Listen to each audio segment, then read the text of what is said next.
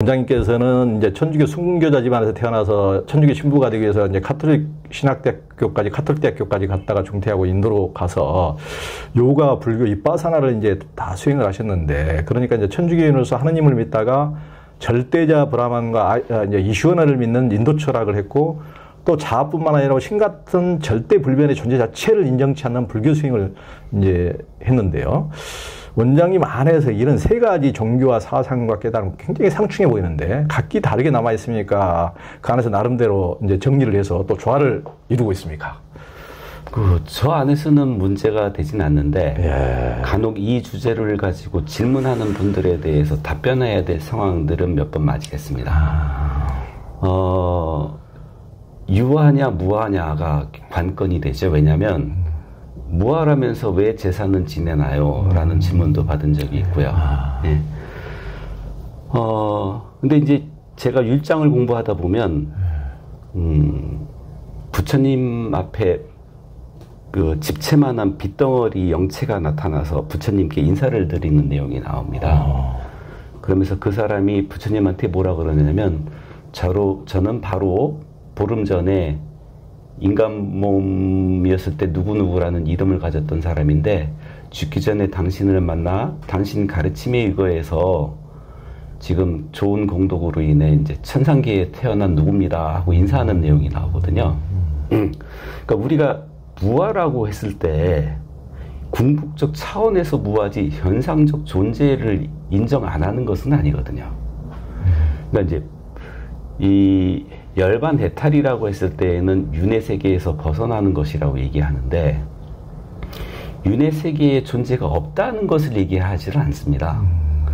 심지어는 브람마의 존재도 불경에서도 나오죠. 부처님이 깨달았을 때 사암파티 브람마가 와서 당신 혼자 깨달음을 간직하고 가면 안 됩니다. 세상에 눈 밝고 귀 밝은 사람이 있으니 그런 사람들을 위해서 법을 설하셔야 됩니다 하고 권유하는 것도 브람마 하느님 중에 한 분이었고요. 예.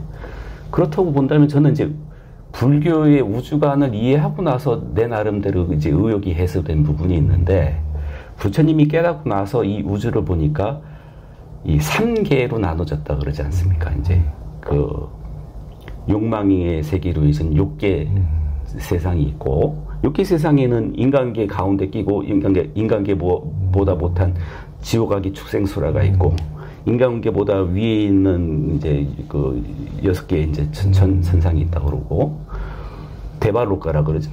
천신들의 세상이라 그러는데 저는 브람마록과 구분을 짓기 위해서 신령계라는 표현을 좀 합니다. 예, 산신들 등등의. 예. 근데 그 다음이 이제 색계로 들어가겠는데 색계는 브람마 천상 하느님은 하느님인데 물질적 요소가 있는 세계의 하느님들인 거예요. 그게 하나도 아니고 16개나 됩니다. 그 다음에 물질적 요소가 없이 오로지 의식만 남아있는 최고의 4개의 무색계 천상을 얘기하거든요. 그러면 사람들은 논의를 할 때 하느님이 있느냐 없느냐 갖고 머리가 터질 때까지 논쟁을 하겠지만 저는 부정하지 않습니다. 있겠죠. 그러니까 나라마다 대통령 자리가 있는 것처럼 그 자리가 있겠죠. 근데 대통령도 임기가 있어서 임기가 끝나면 평민으로 내려오듯이 그 자리가 있을 뿐이지 그 영원분별의 존재가 그 자리를 계속 지킨다고 하지 않는 게 부처님 깨닫고 나서의 내용이거든요. 네. 그러니까 그 영원불멸하라고 하던 그 최상위의 브람마도 빠라브람마도 임기가 끝나니까 내려오더란 얘기예요. 그러니까 대통령이면 영원할 줄 알았는데 내려와야 되는데 평민으로만 내려와도 다행입니다. 근데 깜빵을 가네요. 이건 이제 견딜 수 없는 괴로움이 되고 가는 거예요. 왜? 옛날에 그 쌓았던 그 까르마 위에서 언젠가는 짐을 짊어져야 되기 때문에 깜빵에도 간다는 얘기가 되는 거예요. 그러면 저는 그 하느님 세계에 대해서 일말의 의혹이나 문제를 갖고 있지 않아요. 믿습니다. 근데 문제는 하느님한테 있지 않고 나한테 있다는 걸 너무나 잘 알기 때문에 저 자신으로 보면 제 자신이 개발하기 위해서 나가야 될 길이 천리길이 남아있기 때문에 계속 노력해야 되지 지금 하느님이 있네 없네 논쟁할 시간이 없는 것 같고 그렇다고 해서 제가 하느님을 안 믿는다, 부정한다가 아니라 철저하게 믿고 존중하고 인정하고 저도 하느님한테 기도합니다. 스윙하다 힘들면 기도를 하죠. 삶 속에서도 위기의 순간에 아까 말씀드렸지만 부정적인 생각이 일어났을 때 긍정적인 생각으로 돌릴 때 저도 기도할 때가 있습니다. 그때는 부처님만 찾는 게 아니라 하느님도 찾습니다. 저는. 그러니까 그런 측면에서 저한테는 너무나 당연한 존재들이라서 저한테는 문제가 되지 않습니다. 그러네요.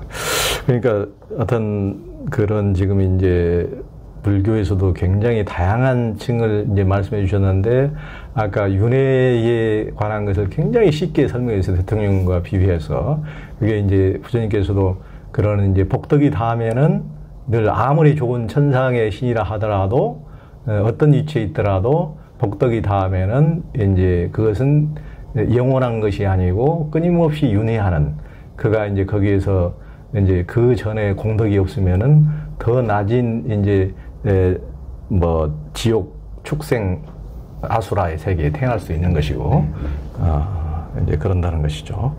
그 요가 철학에 따르면은 이제 해탈은 이제 삼배에서 의식의 변형이 일어나 독존 상태에 도달해야 된다고 그러는데요. 이제 베단타 철학에서는 개체적 자인 이제 지바 아트만이 보편적 자인 이제 파라마트만의 부분이라는 것이 우리 존재의 근본 자리에서 진정으로 이해되는 체험. 다시 말해서 개별자인 영혼이 존재의 근원으로 녹아들어서 궁극의 자유에 이르는 것이라고 이제 원장님께서 책에서 설명을 했는데요. 이 원장님은 요가 철학을 공부하고 요가를 수십 년간 수련했을 뿐만 아니고 초기불교 윗바사나 수행자이자 법사이신데요. 불교에서는 이제 무아설로 자아를 인정하지 않지 않습니까? 이제 이 원장님은 이제 불교와 힌두 요가 철학의 이 상충점이 여전히 평행선으로 보십니까? 아니면은 이제 원장님의 체험 안에서 나름대로 통합이나 조화를 이루었습니까?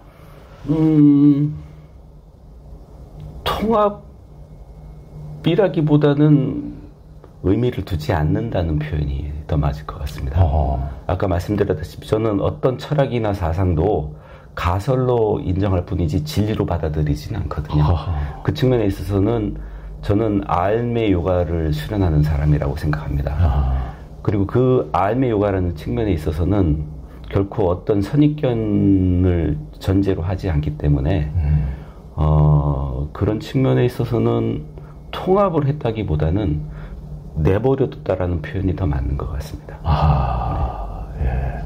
굉장히 이제 중요하신 말씀이네요. 그러니까 예를 들면은 이제 이 원장님은 평생 요가 수련 인도 철학, 힌두 철학을 해오신 데다가 윗바사나 수행자로서의 법사이기 때문에 양쪽에는 결정적인 상이점, 상충점, 이게 자아가 있다고 하는 자아가 없다고 그러고 이게 결정적인 상충점이 있기 때문에 이것이 이제 두 가지 하는 이제 어정중한 이제 봉합이나 예를 들면 이제 뭐 이제 논점을 찾아서 이렇게 할 법도 한데 그것을 또 이제 그걸 내버려 두는 방식으로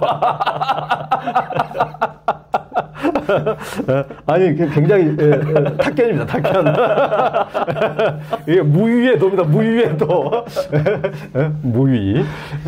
이걸 뭐 인위적으로 억지로 꿰어 맞춘다 그래서 이걸 이제 이미 가설이라고 하셨기 때문에 그것을 또 체험의 단계에서는 저도 이렇게 늘 그것을 논리로 하다 보면은 당연히 상충점이 있고 또 무슨 초기 불교를 했던 분들은 한국 불교의 어떤 화두선을 했던 분들이나 대승불교 요건에 대해서 어떤 아트만처럼 주체를 상정한다고 해가지고 뭐 불성인이 주인공이니 그걸 굉장히 비판하기도 하고 또 이쪽에서는 저쪽을 이제 비판하고 뭐 서로 인정치 않고 이제 불교 안에서도 그런 굉장히 상충점이 일어나기도 하는데 그런 것은 논리 대 논리로 하면은 절대 해결점이 찾아질 수 없고 그것을 체험의 세계에서는 그 상충점이 또 없다. 실은 체험은 어떤 존재 자체가 아니기 때문에 아까 무슨 누가 목격하는 것이 아니고 마인드풀리스 차림만이 있다고 했듯이 그런 체험의 단계에서는 전혀 그게 상충되는 것이 없기 때문에 그런 차원으로 가면은 어떤 논리 싸움은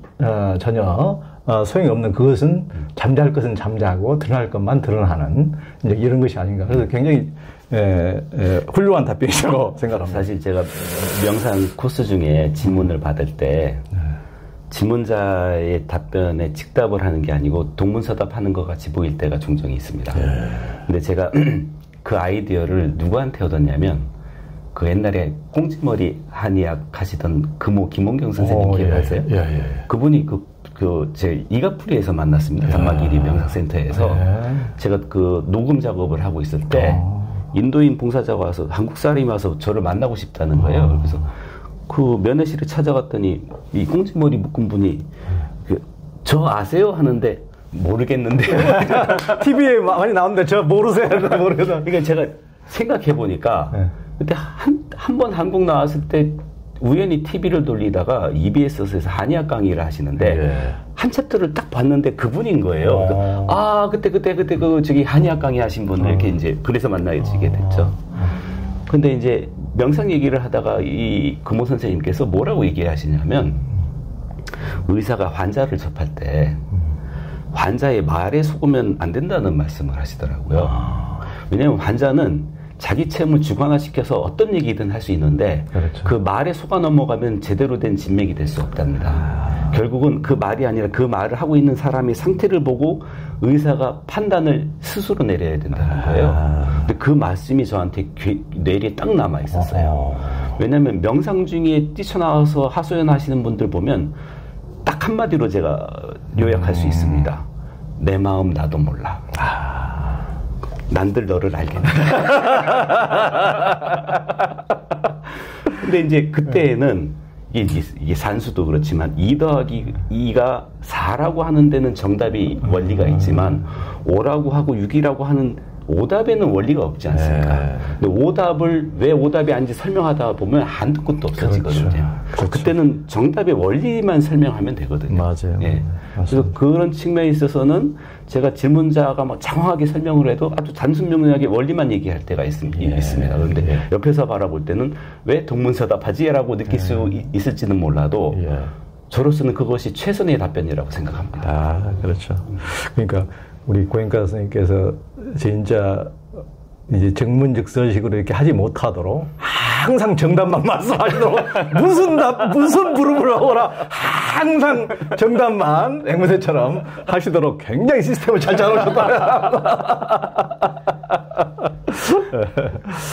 비파사나 수행에서 하나의 대상에 집중하는 수행인 사마타. 그리고 주로 몸의 감각을 관찰하는 고행가 비파사나식의 관찰은 윗바사나.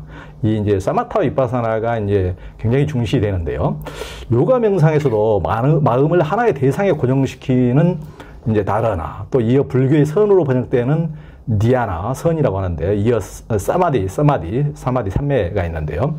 요가 수트라에서는 이제 사마디, 즉 삼매를 마치 자기 자신이 텅 빈 것처럼 오직 대상만을 알아차리는 것으로 묘사해서 집중의 대상만이 홀로 빛나고 집중하는 마음 자체는 없어진 상태라고 하고 대상을 인식하는 주체는 그 대상과 하나가 되어 사라지기의 모라 상태라고 하는데 이것이 윗바사나에서 삿대를 챙기거나 마인드풀리스, 알아차리거나 또 화두선에서 보고 듣고 아는 이놈이 무엇인가 이렇게 이제 보통 견문각지하는 이놈이 누군가 이런 식으로 이제 화두선에서도 그런 식으로 하는데요. 그 주인공에 대한 의심덩어리, 의단이 홀로 동로한다고 그러는데 드러나게 하는데요. 이런 것과 어떤 차이가 있다고 보십니까? 일단은 다라나, 디아나, 사마디에 대해서 비유로 좀 말씀을 드린다면 활쏘기나 사격을 하는 것과 비유를 할 수가 있겠어요.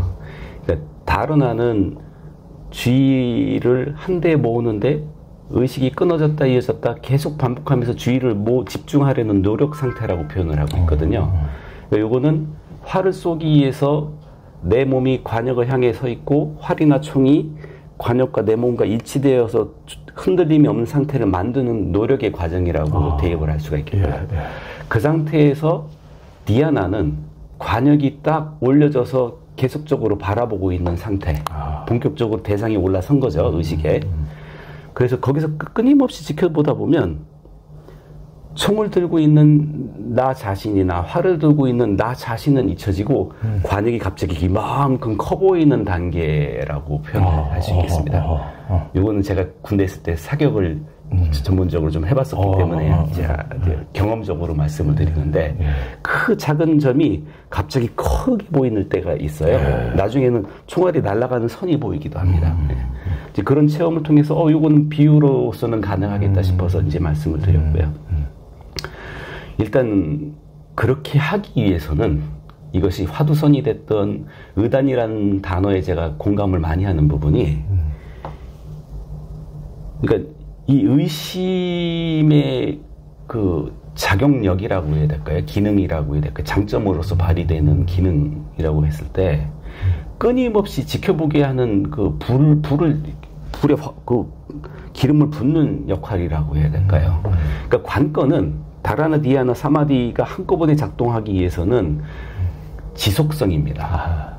끊임없이 지켜보는. 그러니까 그 화두선을 하시는 분들이 화두를 놓치지 않고 챙긴다고 하는 그것처럼 의심이 지속되지 않고는 끊임없이 지켜보기가 쉽지가 않거든요. 심지어 호흡을 지켜볼 때에도 정말 이목구하는 마음으로 이게 언제 사라질지 모르는 이것을 끊임없이 지켜보는 그 힘이 원동력이 된다고 생각합니다. 그런 측면에 있어서는 이 지속성이 다라나에서 디아나로 변화하게 할 것이고 디아나에서 사마디, 즉 삼매로 들어가게 한다고 생각합니다. 그러니까 그 지속성이 굉장히 중요하고, 이제 화두선에서도 그 의단이 동로하고, 그 이제 끊임없이 지속하게 하는 불솔시계를 넣어주고, 이제 에너지를 거기에 이제 석유를 이제 부어주고 하듯이, 그러면은 이제 의단이 홀로 환히 빛나는, 이제 그게 이제 의단 동로라고 이제 보통 이제 얘기를 하죠. 마음의 산란함을 방지하고 마음의 안정을 이루기 위해서 요가 철학에서 제시한 방법은 무엇입니까? 결국은 사무량심의 개발입니다. 그러니까 이제 자비, 희사, 그러니까 메타, 까루나, 무디타, 우페카로 드러나는 네 가지 특성의 개발인데요. 평상시 누구에게나 호의를 품고 있는 자애의 마음을 개발해야 되고, 그리고 힘들어하는 사람들을 위한 연민을 개발해야 되고, 그리고 함께 기뻐할 줄 아는 공감 능력도 개발해야 되고, 그럼에도 불구하고 이 모든 현상들의 마음이 끄달리지 않도록 평정을 지키는 수련을 병행해야 됩니다. 그렇군요. 그 이제 상키아 철학에서는 이제 밝은 빛을 상징하는 이제 시뚜어, 사뚜어, 또 열정과 욕구를 상징하는 라저스, 또 무겁고 어두움을 상징하는 나타내는 따머스, 이 세 가지 정서인 구나 가운데 인간들은 대부분 이 중 한 가지 또는 두 가지가 우세하거나 부족한 상태라서 세 가지의 부조화 때문에 고통을 겪는다고 하는데요. 이 구나는 심리치료에도 상당히 중요하다고 하는데요. 세 가지 구나 가운데 한 가지가 우세할 때 어떤 현상들이 나타납니까? 이거는 우리 자율신경에서 교감신경과 부교감신경으로 이해할 수 있겠는데요.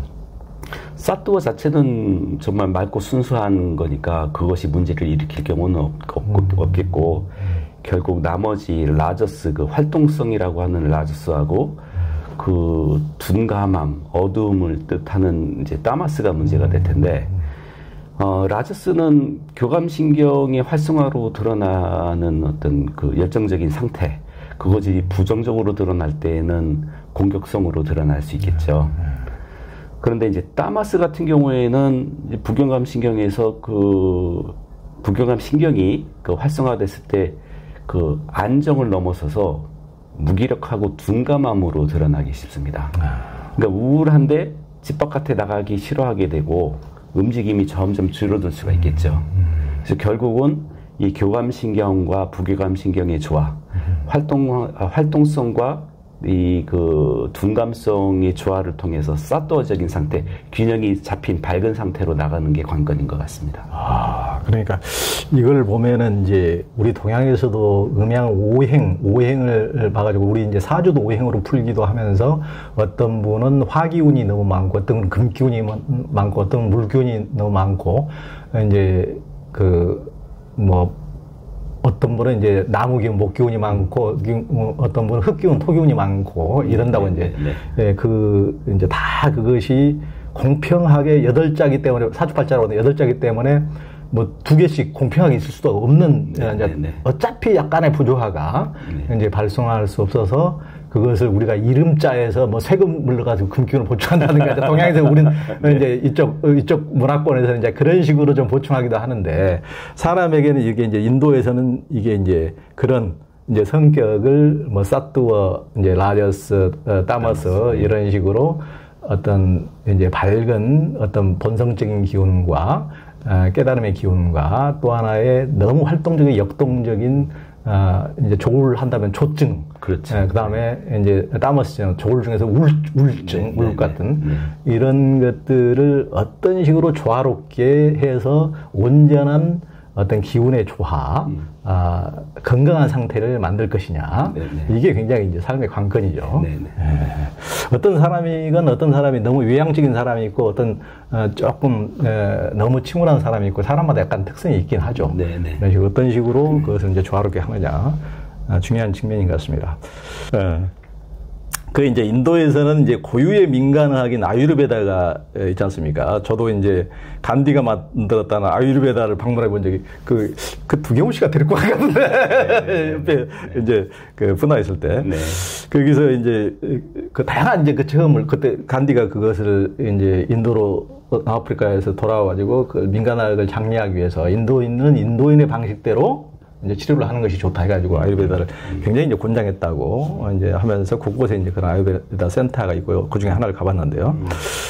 이제 베단타 철학에서는 인간이 인생에서 추구해야 되는 4가지 가치, 즉 다르마 법칙을 통해 해탈을 달성하려는 정신적 가치와 함께 생계 수단을 통해 욕구를 충족하고 즐거움을 이제 취하려면 질병이 없는 상태가 최상이라고 하는데, 그 베단타 철학에서 말하는 건강한 상태란 어떤 상태를 말하는 것입니까? 이게 정신적으로, 육체적으로뿐만 아니라 사회적으로도 그렇고 모든 분야에 거쳐서 흠없고 결함이 없는 상태를 건강하다고 생각을 합니다.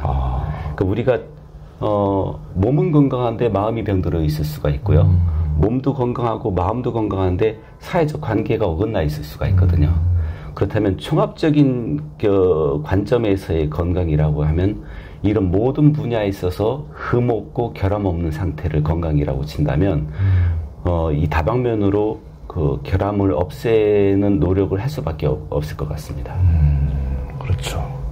이게 어떤 한쪽만이 막 몸이 막 좋다 그래서 정신적으로도 또 문제가 있을 수가 있는 거죠. 정신적으로 이제 한다 그래서 몸이 또 수행자들 중에서도 몸이 굉장히 상태가 안 좋으신 분들도 많이 있고, 그러니까 온전하게 이렇게 전체가 골고루 되는 상태, 좋은 상태, 이것을 이제 진짜 건강이라고 할 수가 있겠죠.